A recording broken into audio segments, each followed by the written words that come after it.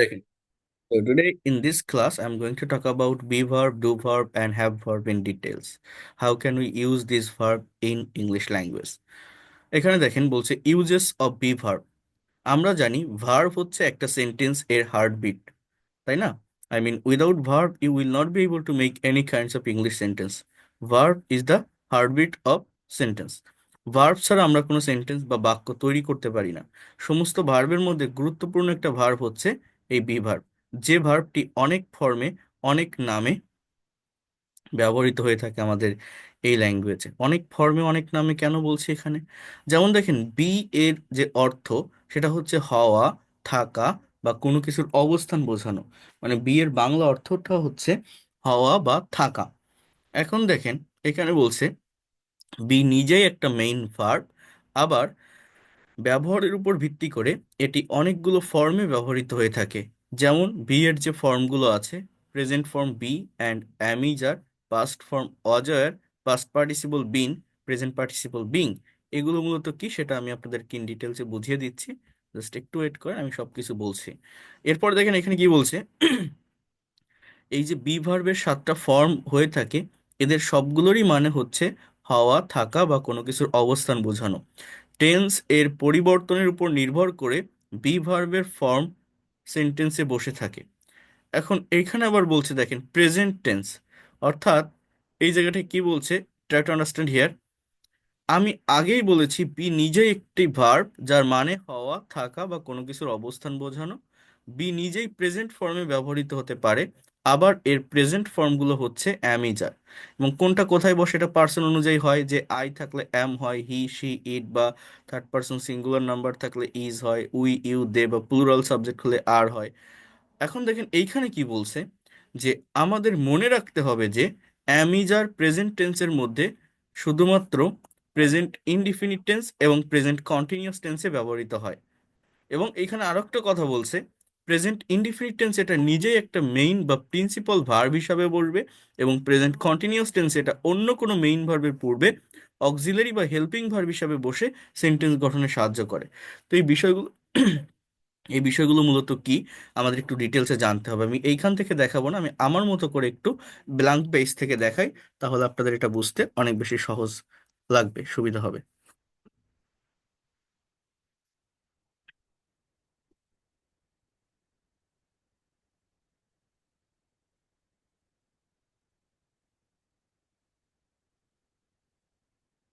দেখেন, একটা কথা বলছেন, ইংলিশে আমরা যখন সেন্টেন্স তৈরি করি বা বাক্য তৈরি করি, এই বাক্য শুধু আমাদের আমাদের তৈরি করলে হয় না। একটা বাক্য বা একটা সেন্টেন্স তৈরি করতে গেলে, আমি আপনাদের বলছিলাম এর আগেও, এই জায়গাটা যদি একটু দেখেন, যে কোনো একটা সেন্টেন্স বা বাক্যের স্ট্রাকচার হচ্ছে subject plus verb plus extension, and in the place of extension we use object, compliment or adverbial. এই বিষয়গুলো কি এটা আমি আগের ক্লাসগুলো থেকে অনেকবার বলেছি। তো একটা সেন্টেন্স বা বাক্যের সাবজেক্ট কি হয়, I, we, you, he, she, they, Rahim, Karim, এগুলো। কথাগুলো ভালোভাবে বুঝবেন, আজকের এই ক্লাসটা অনেক বেশি ইম্পর্ট্যান্ট, হ্যাঁ, অনেক বেশি গুরুত্বপূর্ণ। তো প্রতিটা সেন্টেন্স বা বাক্যে সাবজেক্টের পরেই কিন্তু আমাদের ভার্ব বসে। ইট মানে খাওয়া, প্লে মানে খেলা, ডু মানে করা, ড্রাইভ মানে চালানো, ড্র মানে আঁকা। Those are the verb. একটা বাক্যে সাবজেক্ট এবং ভার্ব পাশাপাশি ইউজ করতে পারলে এক্সটেনশন বা অবজেক্টের যে অংশ সেটা অটোমেটিক্যালি চলে আসে বা পাওয়া যায়। আমি এটা বলছিলাম, যারা ভোকাবুলারিতে দুর্বল, ভোকাবুলারি বলতে মূলত ভার্ব সম্পর্কে কনসেপ্ট রাখতে হয়, ভার্বের ভোকাবুলারি সম্পর্কে ভালো ধারণা রাখতে হয়। যদি ভার্ব সম্পর্কে ভালো কনসেপ্ট থাকে, তাহলে দ্রুত এই ল্যাঙ্গুয়েজটাকে ডেভেলপ করা যায়। এখন এই যে বাক্যগুলোতে আপনি যে ভার্বগুলো দেখছেন, ইট, প্লে, ডু, ড্রাইভ, ড্র, গো, এগুলো হচ্ছে সব প্রেজেন্ট ফর্মের ভার্ব। প্রেজেন্ট ফর্মের ভার্ব মানে এই সেন্টেন্সগুলো হচ্ছে প্রেজেন্ট ইনডিফিনিট টেন্সের সেন্টেন্স। প্রেজেন্ট ইনডিফিনিট টেন্স মানে কি, কোনো একটা কাজ রেগুলার হইতে হয়, প্রতিদিন হয়, অ্যাজ ইউজুয়াল হয়, কেউ কোনো কাজ প্রতিদিন করে, সেটাকে আমরা প্রেজেন্ট ইনডিফিনিট টেন্স বলি। এই টেন্সের কথা আমি কেন বলছি, ইংলিশ ল্যাঙ্গুয়েজে আমাদের টেন্স মানে কি, সময় বা কাল। 3 প্রকার টেন্স আছে, আপনারা প্রত্যেকেই জানেন, যে প্রেজেন্ট, পাস্ট এবং ফিউচার। এই প্রত্যেকটা টেন্সের আবার 4টা করে ভাগ আছে, indefinite, continuous, perfect and perfect continuous. Total ইংলিশে 3 এ 4 এ 12টা টেন্সের স্ট্রাকচার থাকে। 12টা স্ট্রাকচার মানে কি, একটা পার্টিকুলার ভার্বকে আপনি 12টা ওয়েতে, 12 ভাবে, 12 দিকে নিতে পারবেন বা বলতে পারবেন, যদি টেন্স সম্পর্কে একটা ক্লিয়ার কনসেপ্ট আপনার থাকে। এবং এটা আমাদের প্রয়োজন হয় কেন? কারণ আমরা যখন একজন আরেকজনের সঙ্গে প্র্যাকটিক্যালি স্পিকিং করি, কনভারসেশন করি বা কমিউনিকেশন করি, একটা স্টেবল টাইমের উপর কথাকে রেখে আমরা এগোতে পারি না। আমাদের সময়ের পরিবর্তন করতে হয়, এবং এই সময়ের পরিবর্তনের জন্যই আমরা টেন্সটা শিখি। কিন্তু এই টেন্সের স্ট্রাকচার মূলত কি? টেন্সের স্ট্রাকচার হচ্ছে মূলত ভার্বের ফর্মের চেঞ্জ। যেটা আগেও বলছি, এক একটা টেন্সের স্ট্রাকচারে এক এক ধরনের ভার্বের ফর্ম বসে আমার মূলত কথার পরিবর্তন হয়, কালের পরিবর্তন হয় বা সময়ের পরিবর্তন হয়। যেমন আমি যদি বলি আপনি কি ভাত খেয়েছেন, এটা কোন টেন্স? Present perfect tense. কিভাবে বলছি? Have you eaten rice? আপনি বলছেন আমি খাইতেছি এখন, আই অ্যাম ইটিং রাইস। আরেকজন বলছে আমি সকালে খেয়েছিলাম, I ate rice in the morning. So এই যে হ্যাভ ইটেন বা অ্যাম ইটিং বা এট, এগুলো হচ্ছে কি অক্সিলারি ভার্ব আর মেইন ভার্বের ফর্মের পরিবর্তন। এই পরিবর্তনটা ভার্বের ফর্ম এবং টেন্সের স্ট্রাকচারের পরিবর্তনের ফলে হয়ে থাকে। অর্থাৎ পরিবর্তনটা কিন্তু সাবজেক্ট এবং অবজেক্ট বা এক্সটেনশনের জায়গায় হয় না, পরিবর্তনটা হয় মূলত ভার্বের ফর্মের জায়গায়। আমরা ইংলিশ পারি না, এই ভার্ব সম্পর্কে কনসেপ্ট রাখি না। যেমন আমি যদি আপনাকে আমার কথাটা বলছেন, এরকম একটা বাংলা বাক্য বলি, আমি গাছ থেকে একটা পেয়ারা পারবো, এই বাক্যটা ইংলিশে কিভাবে আপনি ট্রান্সলেট করবেন? দেখেন ভোকাবুলারি দুর্বলতা মূলত কোথায়। আমি ইংরেজি কি? আই। গাছ ইংরেজি ট্রি। পেয়ারা ইংরেজি গুয়াভা, মানে পেয়ারা, গুয়াভা, পেয়ারা। পারবো, এই কথাটা আমার ইংলিশে কি হবে? আই উইল গেট বা টেক বা পিক আপ বা পিক। কোন ধরনের ওয়ার্ড আমি এখানে ইউজ করতে পারি? পারা ইংরেজিটা কি? এবং এই এই পারবো, আমি গাছ থেকে একটি পেয়ারা পারবো, এই যে কথাটা আমি বললাম, এটা, এই ওয়ার্ডটার ইংলিশ তো জানতে হবে। এবং শুধু ইংলিশ জেনে বসে থাকলে হবে না, ওই যে কথাটা আমি বাংলায় বললাম, কোন টাইমে বললাম সেই অনুযায়ী ওই ওয়ার্ডটাকে জেনে তার ফর্ম আমাকে ইউজ করতে হবে ইংলিশে। এইটা যতক্ষণ আমি পারবো, তখনই আমি ইংলিশে লিখতে বা বলতে সক্ষম হব। তার মানে মেইনলি ফোকাসটা আমার দিতে হয় এই ভার্বের উপরে, ভার্বের জায়গাটাতে। তো এই ভার্ব, প্রত্যেকটা ভার্বের 5টা ফর্ম আছে। মেইনলি আমাদের 3টা ফর্ম জানতে হয়: present past, past participle, present participle, আর একটা হচ্ছে থার্ড পারসন ফর্ম। যেমন eat, ate, eaten, eating, eats; play, played, played, playing, plays; do, did, done, doing, does; go, went, gone, going, goes; draw, drew, drawn, drawing, draws. আমি যদি একটা particular verb দিয়ে sentence তৈরি করি, for example he drives a car, সে একটা গাড়ি চালায়; হি ড্রোভ এ কার, সে একটা গাড়ি চালিয়েছিল; he will drive a car, সে একটা গাড়ি চালাবে; হি ইজ ড্রাইভিং আ কার, সে একটা গাড়ি চালাইতেছে; হি ওয়াজ ড্রাইভিং আ কার, সে একটা গাড়ি চালাইতেছিল; he will be driving a car, সে একটা গাড়ি চালাতে থাকবে। তাহলে আমার পরিবর্তনটা কোথায়? Subject, subject he, object a car. পরিবর্তনটা কিন্তু মূলত ভার্বের ফর্মের এই জায়গাটাতে। এখন এই যে ভার্বগুলো আপনারা দেখছেন, এই যে ইট, প্লে, ডু, গো, ড্র, এই ভার্বগুলোর মতোই, আমি একটু ডু ভার্বটাকে নিচের দিকে নিয়ে আসি। এই ভার্বগুলোর মতোই আমাদের মনে করেন এই হ্যাভ ভার্ব নামে কিন্তু একটা ভার্ব আছে, হ্যাভ। দেখেন, এইচ এ ভি, হ্যাভ। এর পাস্ট ফর্ম কি জানেন? অনেকে বলে হ্যাভ, হ্যাজ, হ্যাড, বাট না, এর পাস্ট ফর্ম হ্যাড। এর পাস্ট পার্টিসিপলটাও হ্যাড। প্রেজেন্ট পার্টিসিপল হচ্ছে হ্যাভিং। এর থার্ড পারসন হচ্ছে হ্যাজ। এই যে হ্যাভ ভার্বের যে ফর্মগুলো আমি লিখলাম। আবার দেখেন, এইভাবেই এই বি নামে একটা ভার্ব আছে। অন্যান্য সকল প্রিন্সিপাল, মানে এই যে উপরের যে ভার্বগুলো লিখলাম, এগুলো কিন্তু আমাদের যে 12টা টেন্সের স্ট্রাকচার আছে, প্রত্যেকটা স্ট্রাকচারে কিন্তু আমরা ইউজ করে সেন্টেন্স বা বাক্য তৈরি করতে পারি। কিন্তু দেখেন, এই যে বি নামের একটা ভার্ব আছে, এই বি, এ, এটা একটা বেস ফর্ম বা রুট ফর্মের ভার্ব। এটার প্রেজেন্ট ফর্ম হচ্ছে অ্যাম, ইজ, আর, মানে অন্যান্য সকল ভার্বের মতোই বাট একটু ডিফারেন্ট। এর প্রেজেন্ট ফর্মটা অ্যাম, ইজ, আর। এর পাস্ট ফর্ম হচ্ছে ওয়াজ, ওয়ার। এর পাস্ট পার্টিসিপল হচ্ছে বিন। যেমন গো এর past participle gone, draw, ড্রন, play, played, it, eaten; do এর পাস্ট পার্টিসিপল ডান, ড্রাইভ এর ড্রিভেন, এরকম।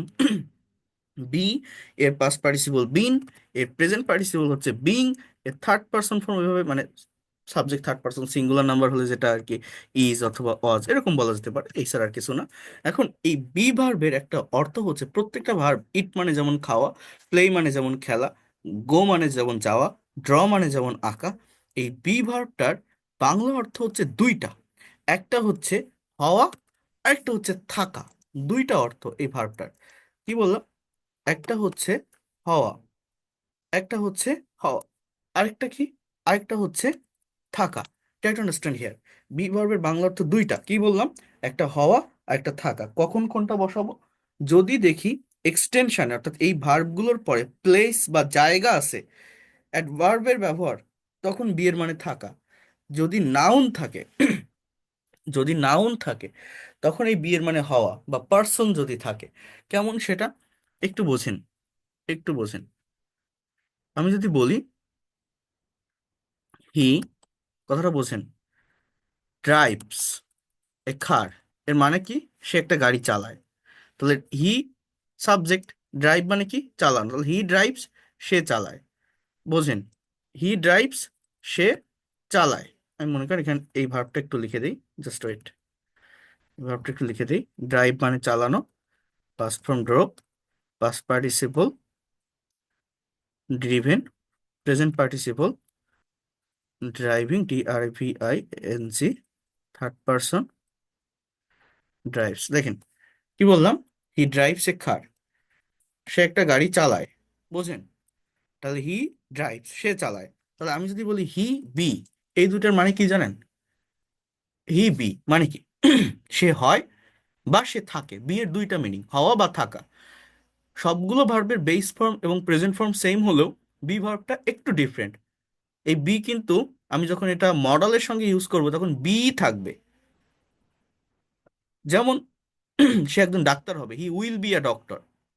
অর্থাৎ এই বিটাও কিন্তু একটা ভার্বের ফর্ম, রুট ফর্ম বা বেস ফর্মের মানে হওয়া বা থাকা।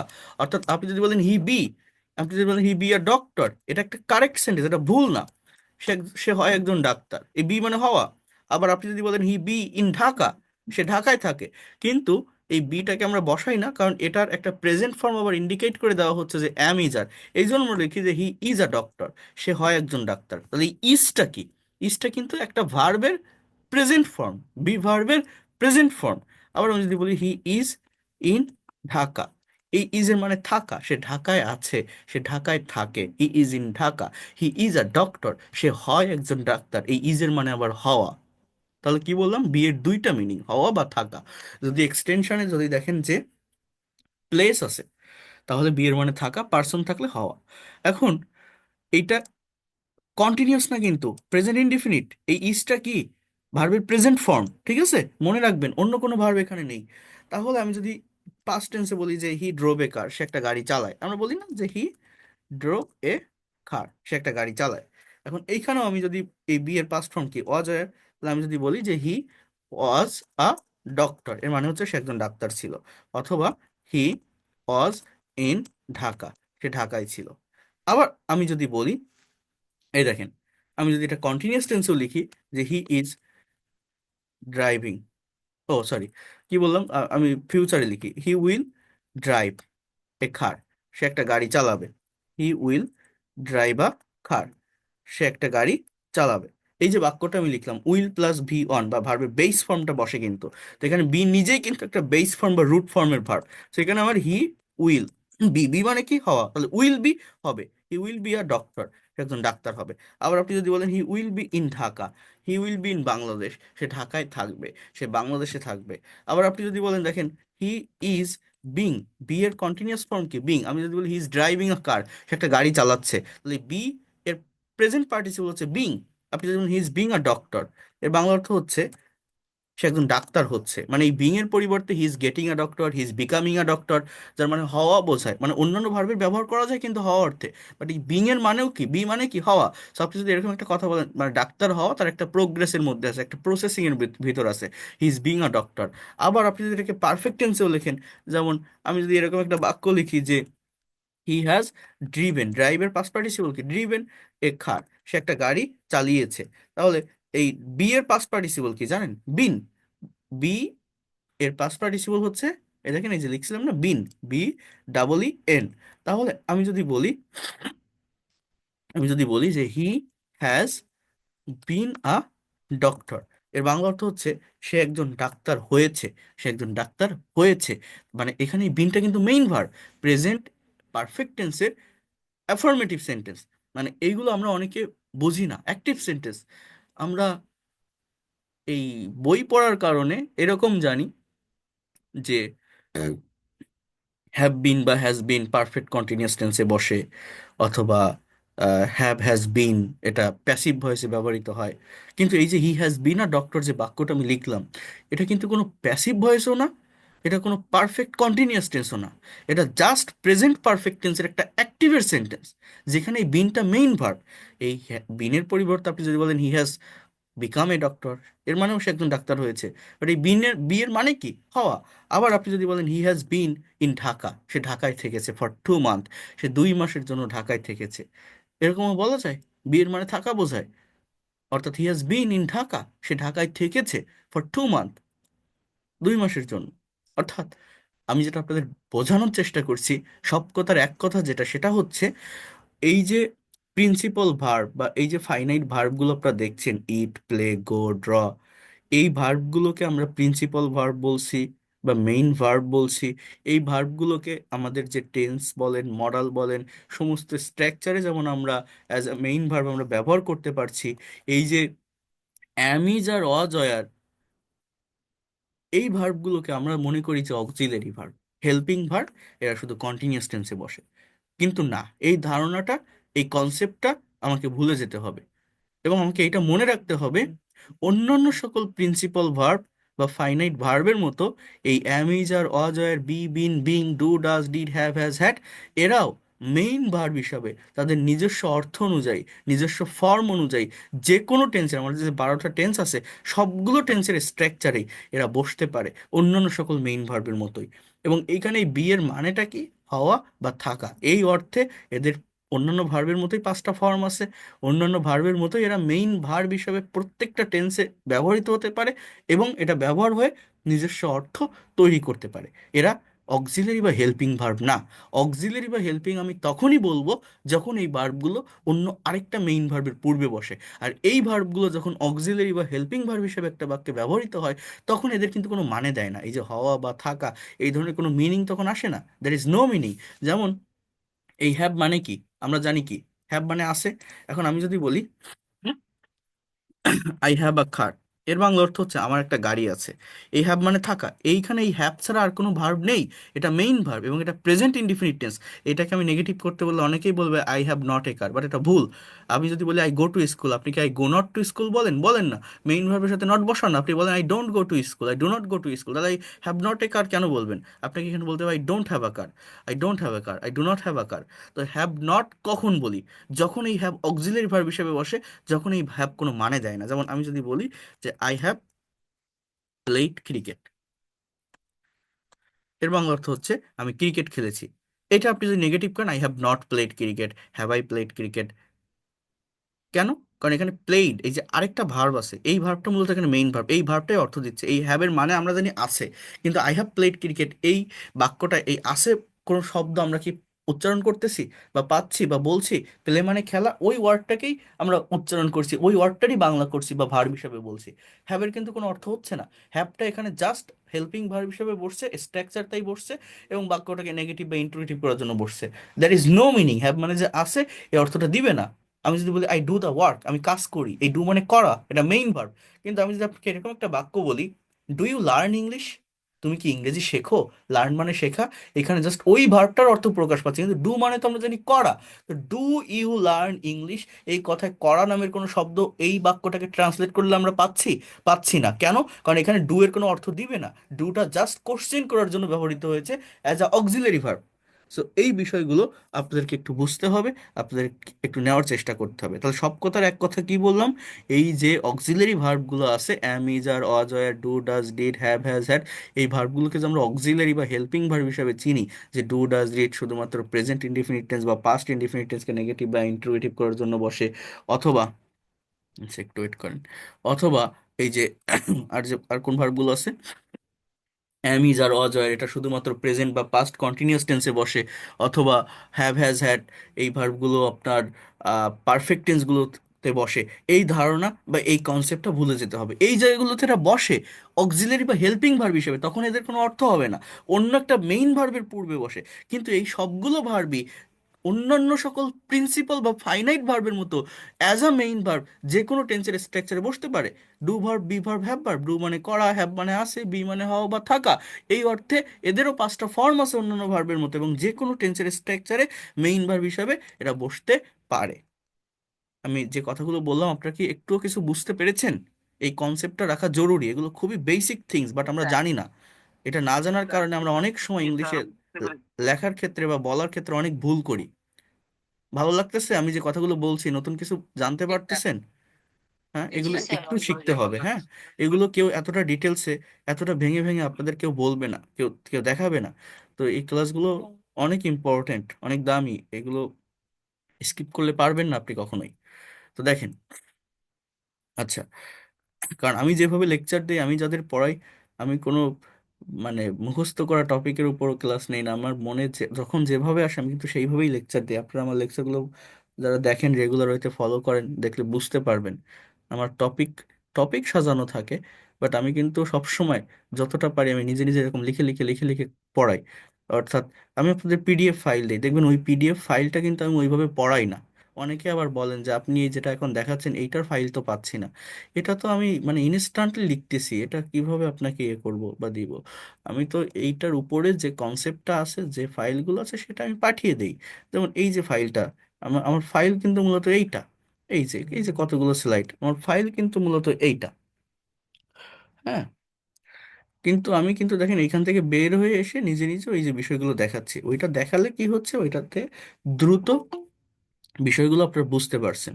তো এই জন্য রেকর্ড ক্লাসটা আপনারা দেখবেন। হ্যাঁ, শুধুমাত্র পড়ে অনেক সময় ডেভেলপ করা যায় না সবকিছু, বিশেষ করে যারা ক্লাস মিস করেন।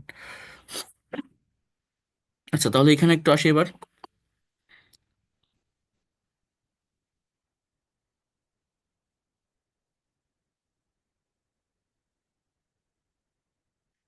দেখেন, তো এই যে বাক্যগুলো, যে I am a doctor, he is a teacher, they are farmers, Rahim is a good boy, you are a very smart girl, he is good at English, Karim is a scientist, Rupa is a beautiful girl, they are very intelligent, Rabi is a good teacher. এই যে বাক্যগুলো, এখানে এই am is আরটা কিন্তু main verb, এছাড়া আর কোনো verb নেই। অর্থাৎ সাবজেক্টের পরে বি ভার্বের প্রেজেন্ট ফর্ম বা বেস ফর্ম, তাহলে মেইন ভার্বের প্রেজেন্ট ফর্ম যখন আমার এখানে বসতেছে, এগুলো কিন্তু আমার present indefinite tense, not continuous. অর্থাৎ অ্যামিজার থাকলেই যে আমরা কন্টিনিউয়াস টেন্স বলবো এরকম না। এই জায়গাটা থেকে আমাদের বের হয়ে আসতে হবে। এগুলো কি? এগুলো সবই প্রেজেন্ট ইনডিফিনিট টেন্স। হ্যাঁ, এরপর দেখেন, আমরা এই ভার্বগুলোকে যখন অক্সিলারি বা হেল্পিং ভার্ব হিসেবে ব্যবহার করি, তখন কিন্তু এই অ্যামিজারের মানে এই যে বললাম হওয়া বা থাকা, এই ধরনের কোনো অর্থ দিবে না। তখন জাস্ট সেন্সটাকে মেনটেন করার জন্য বা একটা বাক্যকে নেগেটিভ বা ইন্ট্রোগেটিভ করার জন্য এগুলো বসবে। যেমন হি ইজ প্লেইং ফুটবল, সে ফুটবল খেলছে। দে আর ড্রয়িং আ পিকচার, তারা ছবি আঁকছে। ড্র মানে আঁকা, প্লে মানে খেলা, এই ওয়ার্ডগুলো অর্থাৎ মেইন যে ভার্বটা থাকে সেই ওয়ার্ডগুলোই মূলত এখানে অর্থ দিবে। অ্যামিজার কিন্তু এখানে কোনো অর্থ দিবে না, ঠিক আছে? করিম ইজ ওয়ার্কিং একটা কোম্পানি, করিম একটা কোম্পানিতে কাজ করছে। I am doing my homework, she is going to the market, সে বাজারে যাচ্ছে। You are writing a letter, তুমি একটা চিঠি লিখছো। তাহলে এইখানে এই অ্যাম ইজ আর, এগুলো জাস্ট অক্সিলারি ভার্ব, এগুলোর কোনো অর্থ নেই। এগুলো কোথায় বসে? নেগেটিভ ইন্টারোগেটিভ করার জন্য। যেমন ইউ আর ইটিং রাইস, তুমি ভাত খাচ্ছ। You are not eating rice, তুমি ভাত খাচ্ছ না। আর ইউ ইটিং রাইস, তুমি কি ভাত খাচ্ছ? আরেন্ট ইউ ইটিং রাইস, তুমি কি ভাত খাচ্ছ না? অর্থাৎ এই আরেন্ট ইউ কন্ট্রাস্ট ফর্ম এটা বলা যায়, বাট আর ইউ নট, যদি আপনি নটটাকে ফুল ফর্মে ব্যবহার করেন, সাবজেক্ট নাউন থাকলে নটটা সাবজেক্টের আগে নিতে হয়, সাবজেক্ট প্রোনাউন থাকলে নটটা সাবজেক্টের পরে নিতে হয়।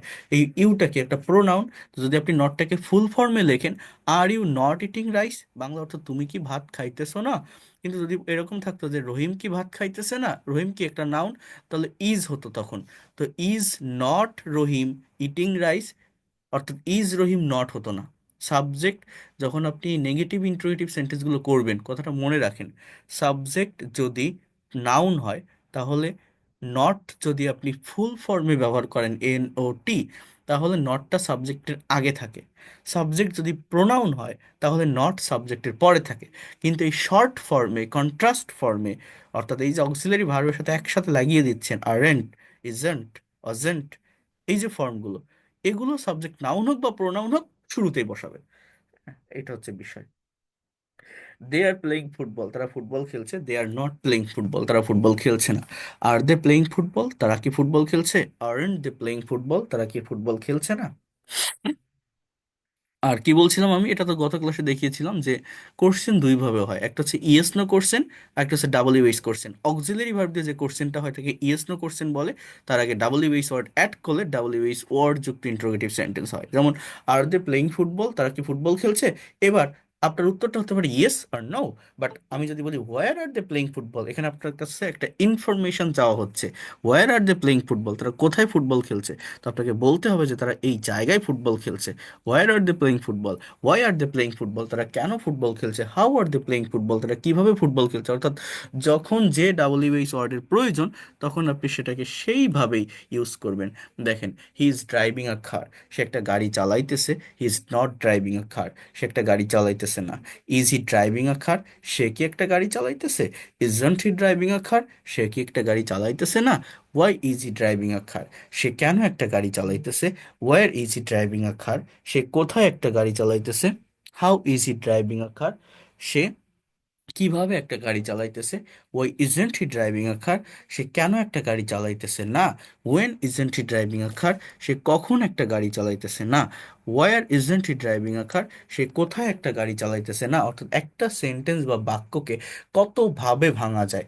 Negative, interrogative, negative interrogative, double US word যুক্ত ইন্টারোগেটিভ, ডাবল ইউএস ওয়ার্ড যুক্ত নেগেটিভ ইন্টারোগেটিভ, এভাবে ভাঙতে পারলে কি হয়? দ্রুত ফ্লুয়েন্সিটা চলে আসে। যে কোনো কথা বাংলায় ভাবলেই সেটাকে ইনস্ট্যান্টলি ইংলিশে ট্রান্সলেট করা যায়। এইটা আপনাদেরও করা শিখতে হবে। একটা স্ক্রিনশট দিয়ে নেন পারলে। এই ড্রাইভিং এর জায়গায় এখানে আপনি নতুন একটা ভার্ব ইউজ করেন, ইটিং, রাইটিং, দেখবেন নতুন অবজেক্ট চলে আসবে। আপনি যদি বলেন হিজ রাইটিং, তাহলে রাইটিং এর সাথে তার কার হয় না, his writing a letter. Eating, তো ইটিং এর সাথে তার কার হয় না, হিজ ইটিং রাইস, এরকম। তো নতুন ভার্ব নিলে নতুন নতুন অবজেক্ট আসবে। আর সেইভাবে নেগেটিভ ইন্টারোগেটিভ করবেন। কি নিয়মটা কি?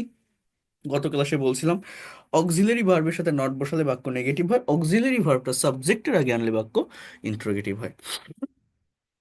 পাস্ট টেন্সটা কি দেখেন,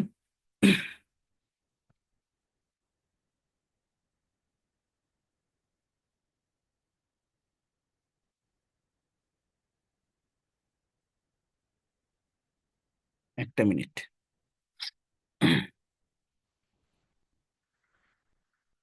পাস্ট টেন্সটা কি দেখেন, আমি আগেই বলেছি বি নিজে একটা ভার্ব যার অর্থ হচ্ছে হওয়া, থাকা বা কোনো কিছুর অবস্থান বোঝানো।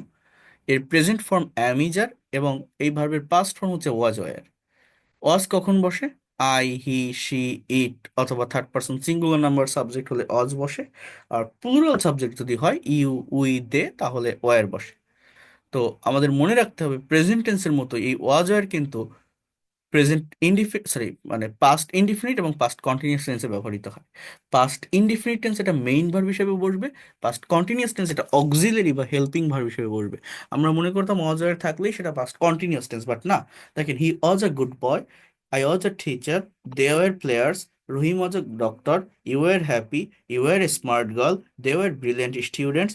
Those are the sentences of past indefinite tense. এগুলো কি? সাবজেক্টের পর ভি টু। কোন ভার্বের ভি টু? বি ভার্বের পাস্ট ফর্ম আমার এখানে আছে। তো এগুলোকে আমরা কি বলবো? Past indefinite tense. মনে রাখবেন, অজার থাকলেই সেটা পাস্ট কন্টিনিউয়াস না। আর ফিউচারের ক্ষেত্রে কি হয়? ফিউচারে দেখেন, শ্যাল বি বা উইল বি বসে। এটা কিন্তু আমরা ফিউচার কন্টিনিউয়াস টেন্সে ইউজ করি এবং তারপরে আরেকটা ভার্ব থাকে, তার সঙ্গে আইএনজি বসাই। কিন্তু ফিউচার ইনডিফিনিট টেন্সে এটা মেইন ভার্ব হিসাবে বসে।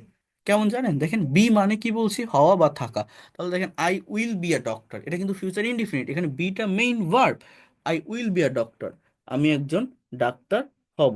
আমি একজন ডাক্তার হব। I will be a doctor, আমি একজন ডাক্তার হব। He will be a teacher, সে একজন শিক্ষক হবে। ইট উইল বি ডেঞ্জারাস, এটা বিপজ্জনক হবে। দে উইল বি ফুটবলার, তারা ফুটবলার হবে। এবার এগুলো যখন নেগেটিভ করবেন, উইলের সাথে নট বসালে উইল নট, বা এটাকে কন্ট্রাস্ট বা সংক্ষেপে বললে এটাকে কন্ট্রাস্ট বা সংক্ষেপে বললে ওন্ট হয়। যেমন I won't be a doctor, আমি একজন ডাক্তার হব না। He won't be a teacher, সে একজন শিক্ষক হবে না।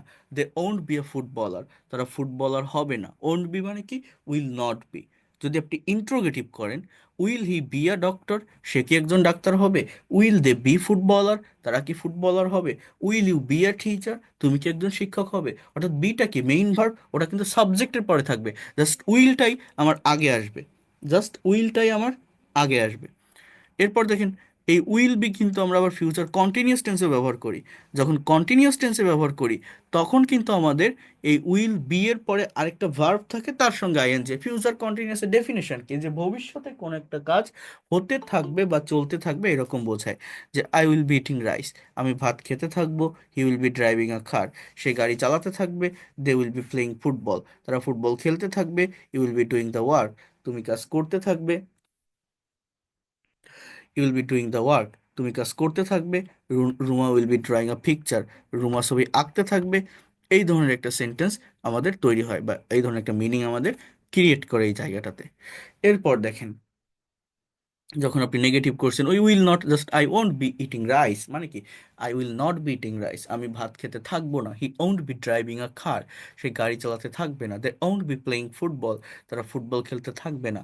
Will I be eating rice, বিটা অলওয়েজ মনে রাখবেন সাবজেক্টের পরে থাকবে, বি কিন্তু সাবজেক্টের আগে আসবে না। সাবজেক্টের আগে জাস্ট উইলটাই আসবে, ইন্ট্রোগেটিভ বা নেগেটিভ ইন্ট্রোগেটিভ সেন্টেন্সে। ঠিক আছে? Will I be eating rice, আমি কি ভাত খেতে থাকবো? Will he be driving a car, ওই যে আমার যে বইটা আপনাদের দেখাইছিলাম না, ওই বইটাতে এই বিষয়গুলো অনেক ডিটেলসে, অনেক সুন্দরভাবে, সহজ সাবলীল ভাষায় দেওয়া। যারা বইটা অর্ডার করছেন, আজকে মনে হয় অনেকেই ডেলিভারি হয়ে গেছে, অনেকেই পেয়েছেন বইটা। যারা ঢাকার ভিতরে আছেন, যারা অর্ডার করেছিলেন, গতকাল 14টা অর্ডার আমি পাঠিয়েছিলাম বইয়ের। ঢাকার ভিতরে থাকলে আজকে পেয়ে যাওয়ার কথা, যদি ঢাকার বাইরে থাকেন তাহলে হয়তো আগামীকাল পাবেন। তো দেখেন, will I be eating rice, আমি কি ভাত খেতে থাকবো? Will he be driving a car, সে কি গাড়ি চালাতে থাকবে? Will they be playing football, তারা কি ফুটবল খেলতে থাকবে? Will Ruma be drawing a picture, Ruma কি ছবি আঁকতে থাকবে? তো এইভাবে এই বাক্যগুলোকে আপনারা কাভার করতে পারেন। আচ্ছা, এখন আমি যদি একটু ডু ভার্বের কাছে আসি, আমি আবার এই জায়গাটাতে আসবো। হ্যালো, একটু পরে কল দেন, আমি ক্লাসে আসি একটু পরে।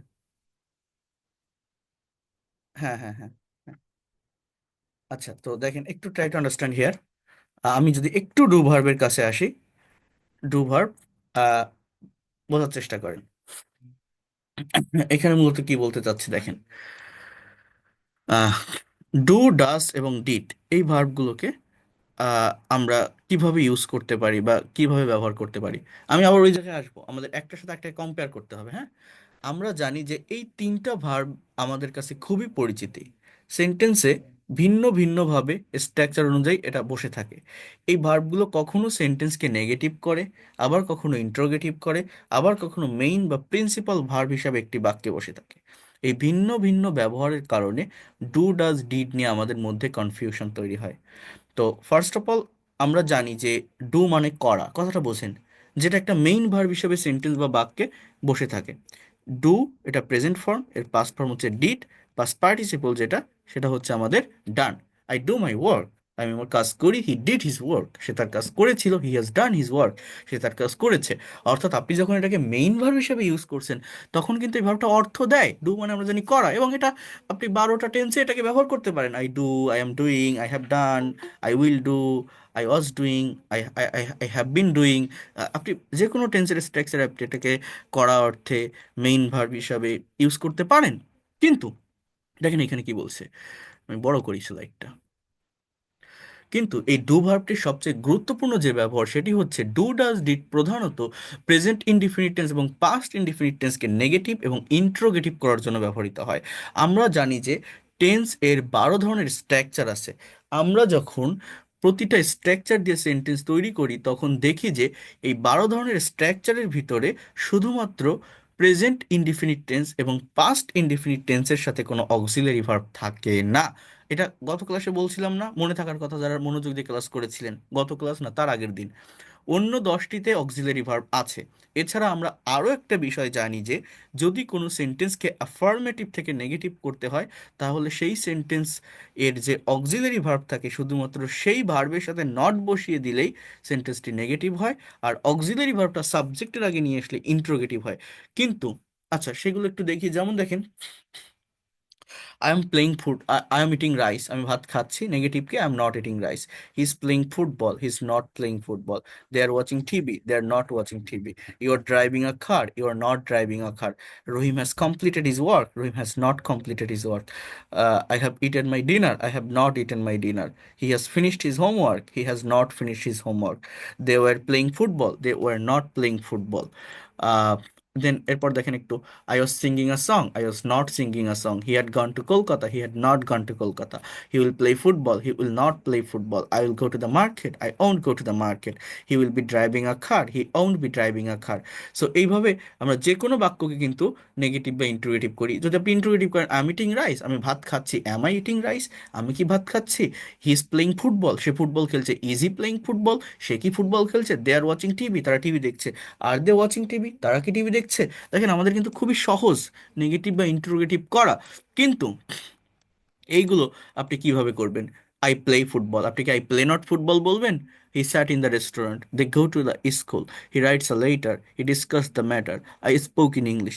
এগুলো আপনি যখন নেগেটিভ বা ইন্টারোগেটিভ করবেন, এখানে সাবজেক্টের পরে মেইন ভার্ব, অর্থাৎ অ্যাফার্মেটিভ সেন্টেন্সে কোনো অক্সিলারি ভার্ব নেই। অন্য 10টাতেই অক্সিলারি ভার্ব বিল্ড ইন করা আছে, ইনস্টল করা আছে। মানে ওই যে বলি না আমরা, এটার সাথে এটা বিল্ড ইন থাকে, এই মোবাইলে এটা থাকে।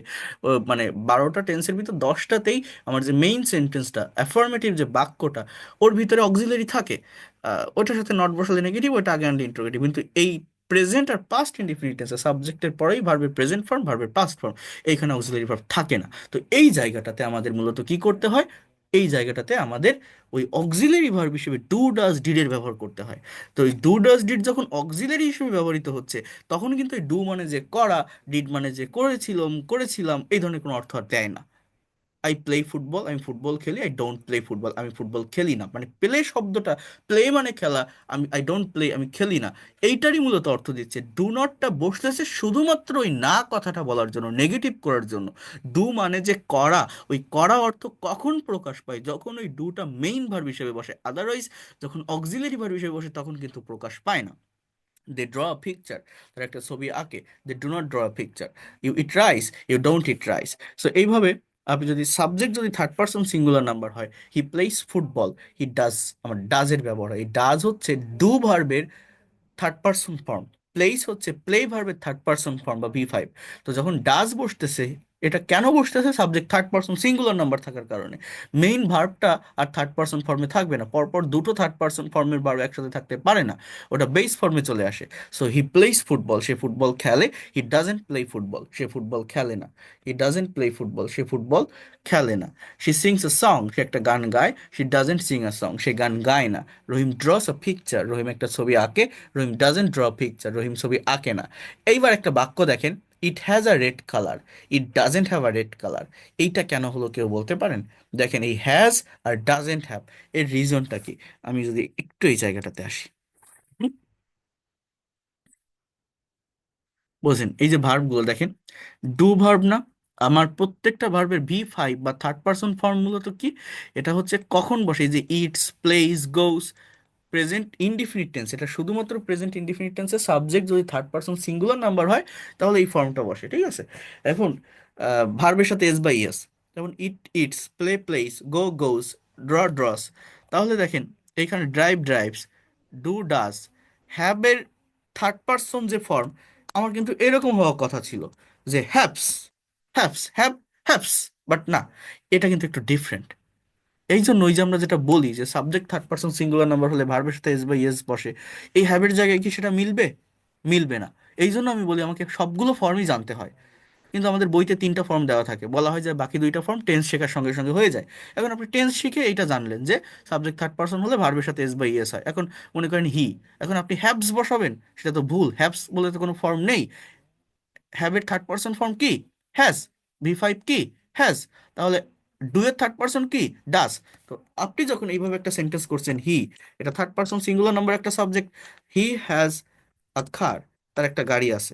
ওকে, এটা যখন আপনি নেগেটিভ করছেন, হি ডাস, ডাজের ব্যবহার করলেন। এই ডাস কেন বসালেন? ওই সাবজেক্ট থার্ড পার্সন থাকার কারণে।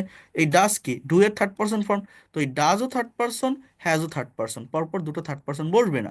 আপনি যখন ডাজ বসাচ্ছেন তখন ওই হ্যাজটা প্রেজেন্ট ফর্ম, বেস ফর্মে চলে আসবে। He has a car, he doesn't have আখার। হ্যাঁ, তার একটা গাড়ি আছে, তার গাড়ি নেই। তার একটা গাড়ি আছে, তার গাড়ি নেই। অর্থাৎ he goes to school, goes to school এর মানে কি, সি এস ডবল এল, সে স্কুলে যায়। তাহলে এই গোসটা কি, এই গো ভার্বের থার্ড পারসন ফর্ম না? গো কই, এই যে, এই যে গো যে ভার্বটা, ট্রাই টু আন্ডারস্ট্যান্ড হিয়ার, এই গো ভার্বের থার্ড পারসন ফর্ম কি, গোস, রাইট? তো আপনি যখন গোস বসাচ্ছেন, কেন বসাচ্ছেন? হি থাকার কারণে। তো যখন আপনি নেগেটিভ করছেন তখন আপনি হি ডাজেন্ট বসাচ্ছেন না? ডাজেন্ট। তাহলে এই ডাজেন্ট যখন আপনি বসাচ্ছেন নেগেটিভ করার জন্য, তখন পরে কি আবার গোস বসাবেন না? গোস থেকে কোথায় আসে? গো আসে। ডাজ বসালে কি হবে, পরপর ডাজও থার্ড পার্সন, গোজও থার্ড পার্সন, পরপর দুটো থার্ড পার্সন বসবে না, আমার গো হয়ে যাবে। যে হি গোস টু স্কুল, সে স্কুলে যায়। হি ডাজেন্ট, আমরা এখানে লিখতেছি গো to school, he doesn't go to school. তো মেইন বিষয় হচ্ছে এটা, আমার হ্যাজটাও থার্ড পার্সন, ডাজও থার্ড পার্সন। তো অ্যাফার্মেটিভে হ্যাজ বসতেছে যে হি হ্যাজ আ কার, কিন্তু নেগেটিভে যখন ডাজ বসাচ্ছি মেইন ভার্বটার হ্যাজ থাকবে না, হ্যাভ হয়ে যাবে। হি doesn't have a car, he goes to school, he doesn't go to school. আবার পাস্ট টেন্সের ক্ষেত্রে বিষয়টা সেম হয়। যেমন আপনি যদি বলেন হি হ্যাড, এই হ্যাডটা কিন্তু হ্যাভ ভার্বের পাস্ট ফর্ম, খার, তার একটা গাড়ি ছিল। এখন আপনি যদি বলেন তার গাড়ি ছিল না, আমরা হি হ্যাড নট এ কার বলি, কিন্তু এটা বলবো না। কারণ কি? কারণ এই হ্যাডটা এখানে মেইন ভার্ব, হ্যাড নট কখন বলতে পারি, যদি হ্যাড অক্সিলারি ভার্ব হয়, অন্য আরেকটা মেইন ভার্ব এখানে থাকে। যেমন আই হ্যাড প্লেড ক্রিকেট, আমি ক্রিকেট খেলেছিলাম, I had not played cricket. কিন্তু এইখানে এই হ্যাডটা মেইন ভার্ব। আমি যদি বলি হি ওয়েন্ট টু স্কুল, সে স্কুলে গিয়েছিল, আপনি কি ওয়েন্ট নট বলবেন? He went not to school বলবেন? আপনি এখানে কি বলেন? হি ডিডেন্ট, ডিডের ব্যবহার করেন না? আমরা ডিডের ব্যবহার করি না? He did not, DID, he didn't go to school.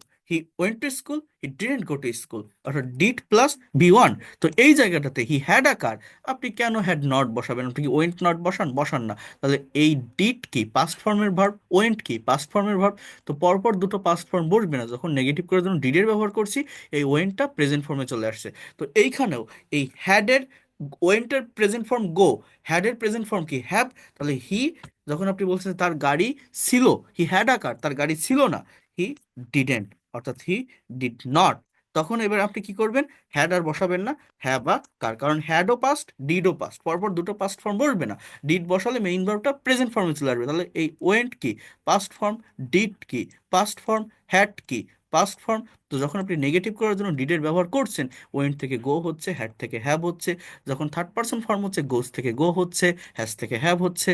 হ্যাঁ, তো এই হচ্ছে মেইন বিষয়। এই সেন্সগুলো, এই কনফিউশনগুলো ক্লিয়ার যদি না করেন, এগুলো খুবই বেসিক থিংস, বেসিক গ্রামার, কিন্তু এই কনফিউশনগুলো ক্লিয়ার করতে না পারলে আমাদের নিজেদের ভিতরে অনেক দুর্বলতা থেকে যায়। অনেক কিছু জেনেও, অনেক কিছু পেরেও আমরা কথা বলতে পারি না, কথা বলার সাহস পাই না। এটা হয়, এটা কিন্তু খুবই বেসিক থিংস, কিন্তু most of the students fluently কথা বলে, বাট এই বিষয়গুলো সম্পর্কে কনসেপ্ট নেই। এই বিষয়গুলো সে ভুল করে যায়, সে নিজেও জানে না যে সে এই জায়গায় ভুল করতেছে। আমার কথাগুলো কি আপনারা বুঝতে পেরেছেন? Have you understood what I have said? হ্যাঁ, Yes, sir. Yes, yes, কি বললাম? recording, recording ক্লাসটা দিয়ে আমি এখনই দিচ্ছি রেকর্ড, রেকর্ড এখনই স্যার, আপলোড করে দিচ্ছি। স্যার একটু কথা বলতে চাই স্যার। হ্যাঁ, কথা বলবেন। তো আমি যে স্যার বিষয়গুলো আমি দেখালাম বা যেটা বললাম, আগে আমাকে শেষ করতে দেন। আমি যে বিষয়গুলো বললাম বা যেটা দেখালাম, এইটা আপনাদের একটু প্র্যাকটিস করতে হবে, আপনাদের একটু করা লাগবে। বুঝতে পারছেন? নিজেরা একটু এটা দেখবেন, তাহলে দ্রুত এই জায়গায় একটা ডেভেলপমেন্ট আপনারা পাবেন। হ্যাঁ, আমি এই do verb, have verb, be ভার্বের ফাইল দিয়ে দিব, আর এই রেকর্ড ক্লাসটা পাঠিয়ে দিব। দিলে আপনারা এটা একটু পড়বেন। So that's all for sir today. Sir